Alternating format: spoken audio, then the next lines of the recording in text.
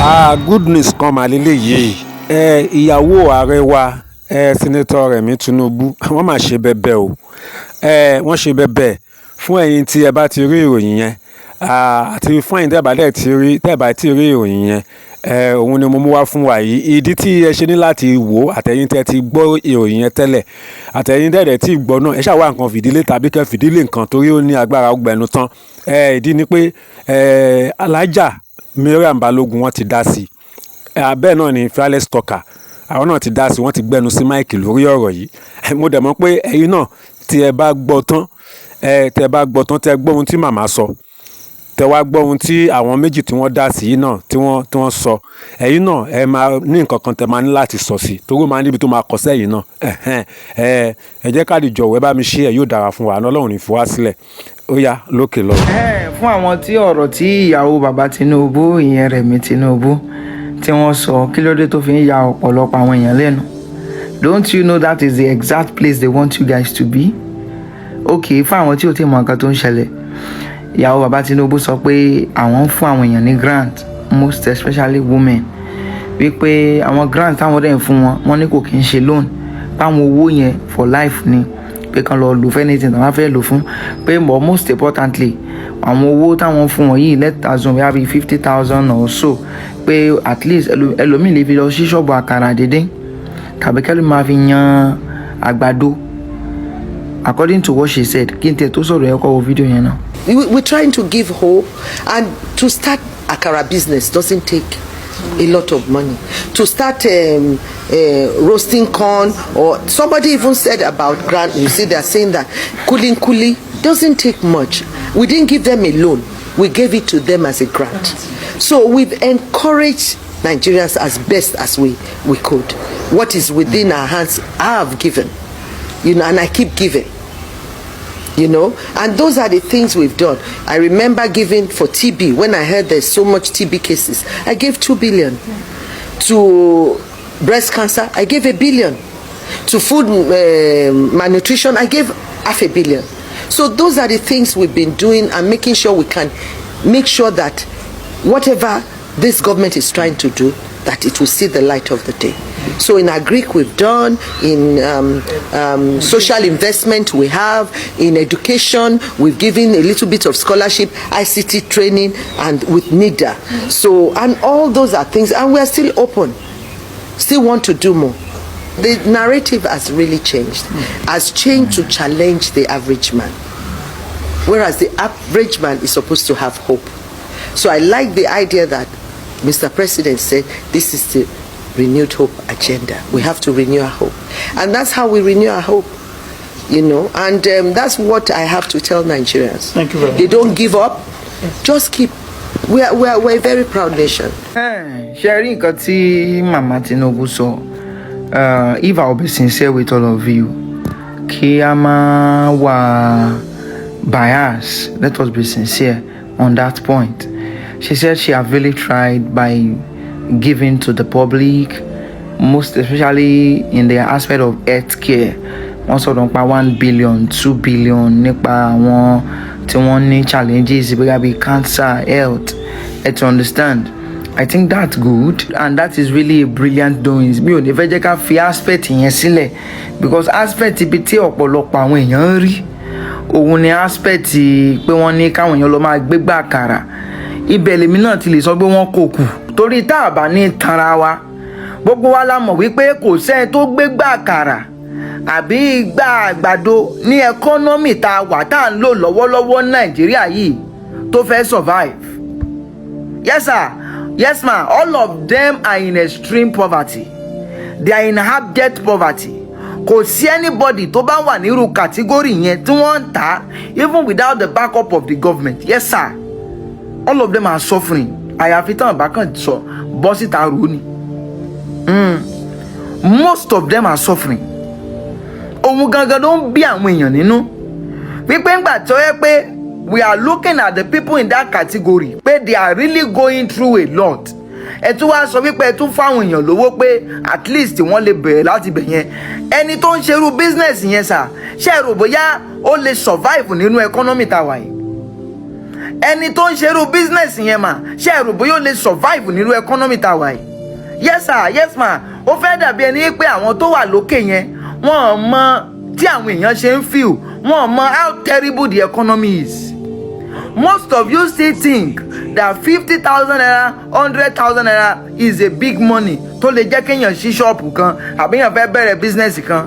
Lọ́jọ́ kìíní àná ìkànnì àwọn APC member ó dà pé youth leader kan àbí kan tẹ́ ẹ bá rántí dáadáa tó sọ wípé 10,000 naira ó tó bọ́ family kan for a week nínú economy tá a wà yìí. 10,000 naira ó tó bọ́ family kan fún ọ̀sẹ̀ kan láàrin èmi àti yín.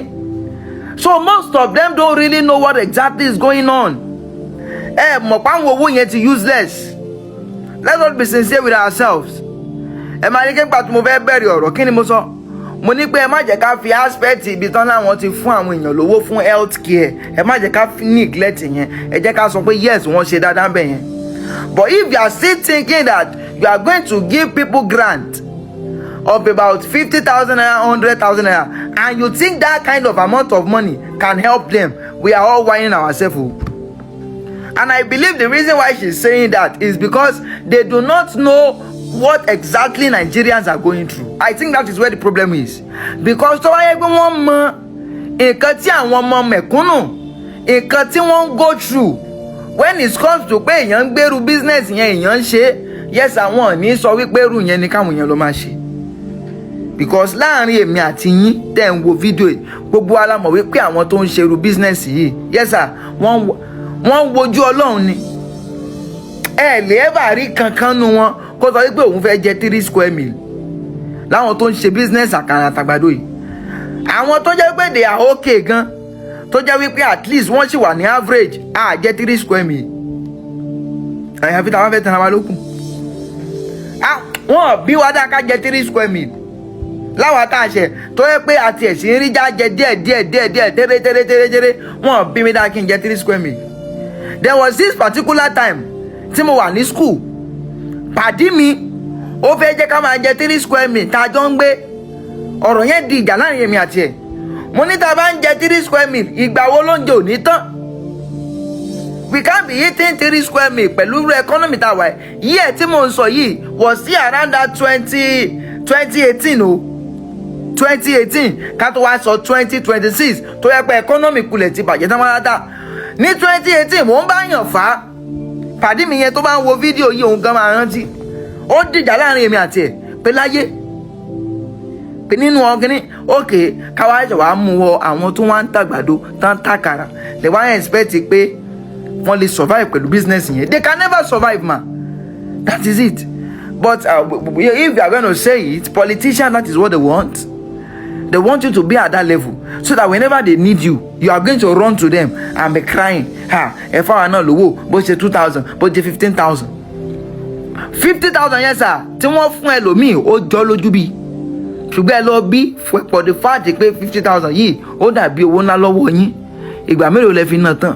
Wọ́n máa sọ fún yín pé kò tó nǹkan kan. That's it. No matter how to ṣe fẹ́ mọ tán ṣe manage owó láyé 50,000 100,000 wò mí láìpẹ́ láì jìnnà ó máa wipe. Mi ò tí ì fẹ́ fi mọ business tó fẹ́ fi ṣí tó fẹ́ sọ kó fẹ́ gbádùn ara ẹ̀. Business wo lọ 50,000 ṣe àbò fẹ́ 100,000 ṣe tó fẹ́ wà òkè tó fẹ́ gbádùn ara ẹ̀. Kò possible. Òun lẹ fi rí tí ọ̀pọ̀lọpọ̀ ọmọ Nàìjíríà tínú fi bí wọn lórí fídíò tí yà ṣe. Tó bá yẹ kí wọ́n mọ̀ ní wàhálà ìtorí pé wọ́n mọ̀ ní pé 50,000 100,000 torí pé kò tó nǹkan kan mọ́ òun lẹ fi tán fi sọ ọdún kankan sọ yẹn. Tó bá yẹ kí wọ́n mọ̀ pé kò tó nǹkan kan mọ́ ni wàhálà ìwọ̀n ní sọ. That is just the fact. Sọ ti rí i pé Nàìjíríà ò fi fún èèyàn tó gọ̀. Ṣé AI lélẹ́yìí àbí kí ni? Wọ́n ní kán fún wọn lówó, kán máa dín káràtà, kán máa yan kọ́ọ̀nù, kán máa ṣe kúlíkúlí kí wọ́n máa ṣe gbogbo nǹkan kéékèèké báwọn. Lóòótọ́ èyí ò máa jẹun. Ṣùgbọ́n ṣé owó kúlíkúlí lèyìn ò fi tọ́mọ? Owó kúlíkúlí, owó tí wọ́n fi ń yan àgbàdo ò lèyìn ò fi tọ́mọ. N ò ràn wá lọ́wọ́ kí owó iléèwé kó dínkù. N ò ràn wá lọ́wọ́ kí àwọn ọmọ kó ríṣẹ́. N ò ràn wá lọ́wọ́ kí kọ́ńpìnì kó wọlé. N ò ràn wá lọ́wọ́ kí gbogbo àwọn nǹkan tí yóò jẹ́ kí ayé kó rọ àwa tálíkà lọ́rùn náà kò sí nínú yìí.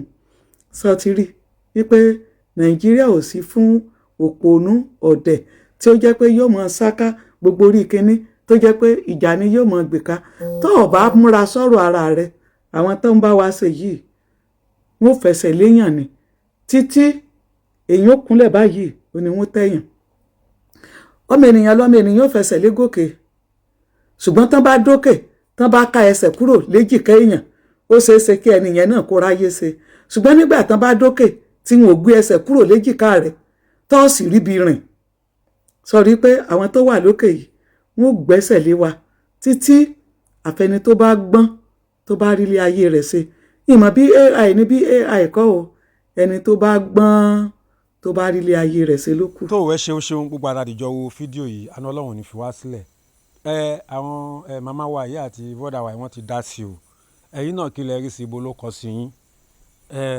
ìyàwó ààrẹ wa a dúpẹ́ lọ́wọ́ yín o ẹ ṣeun àmọ́ lóore o àmọ́ ṣá o ṣe máa gbọ́ ní orílẹ̀-èdè wa yìí o orílẹ̀-èdè wa yìí owó kúlíkúlí owó àgbàdo àgàgà kó wá jẹ́ single mother kó má sí ọkọ tó jẹ́ pé ó tún assist ẹ̀ tó jẹ́ òun nìkan lórí ẹ̀ kó ọmọ kan ṣoṣo gan kó tọ́ líléèwé jáde kì í ṣe owó kúlíkúlí tàbí owó àgbàdo tó bá tiẹ̀ tún wá ibi tó tẹ̀ wá ìyẹn gan tẹ̀ tún wá dùn mí ju wípé kí ọ̀pọ̀lọpọ̀ gan wá tẹ̀ wá ṣe wàhálà owó kúlíkúlí ọ̀hún owó àgbàdo ọ̀hún owó